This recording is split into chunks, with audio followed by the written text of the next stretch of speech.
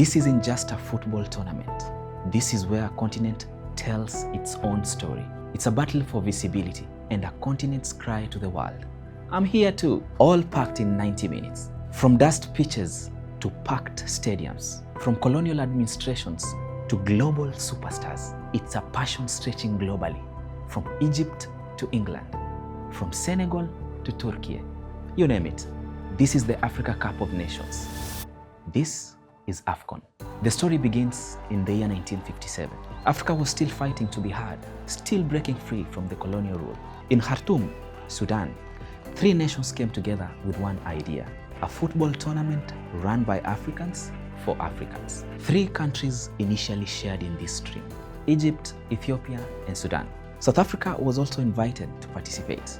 However, the racist apartheid regime of the time wanted to form a team consisting only of white players.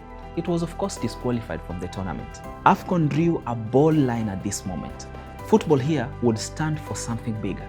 Ethiopia became a direct finalist and Egypt became the winner for the first cup.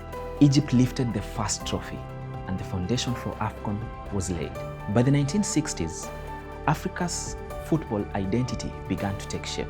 Ghana announced itself in 1963, winning the tournament in its very first appearance. In the 1980s, Cameroon arrived, loud, fearless, and impossible to ignore. The indomitable Lions reached 3 straight finals in that decade, and in the 1990s, Roger Milla danced his way into football history, reminding the world that African football wasn't just competitive, but it was joyful. Then came 1996, perhaps the most significant moment in the Cup's history. South Africa hosted AFCON on the grounds where apartheid had fallen. Nelson Mandela watched from the stands, wearing the national jersey. When Bafana lifted the trophy, it wasn't just a football victory. It was the seal of healing for the Rainbow Nation. The Cup's story is not only one of joy and victories and celebrations. On April 27, 1993, tragedy struck. Zambia's national team was flying to Senegal when their plane crashed off the coast of Gabon. Almost the entire squad, a golden generation, was lost at sea. Only one player survived, Kalusha Walia. Playing for PSV at the time, he was scheduled to join the team a day later, surviving the fatal flight. A year later, in 1994, Walia led a rebuilt Zambian side to the AFCON final, a final they played in memory of his fallen teammates.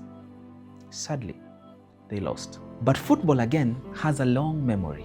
In 2012, exactly 19 years after the crash, AFCON returned to Gabon, near the site of the tragedy. Zambia reached the final once more. They defeated the tournament's favorites, Ivory Coast, to take the trophy home, fulfilling the dreams of the golden generation who had lost their lives pursuing their passion. Today, AFCON is not just a local tournament. It's one of the biggest tournaments in world football. Africa's biggest stars are now coming home. Mohamed Salah, Victor Osimhen, Achraf Hakimi, Sadio Mane, Riyad Mahrez, and many more. All are heading to Morocco in hopes of winning their respective nations the continent's biggest trophy. From December 21st, 2025 to January 18th, 2026, the football world looks to Morocco. New stories are sure to be written. New heroes will rise as the continent tells its own story.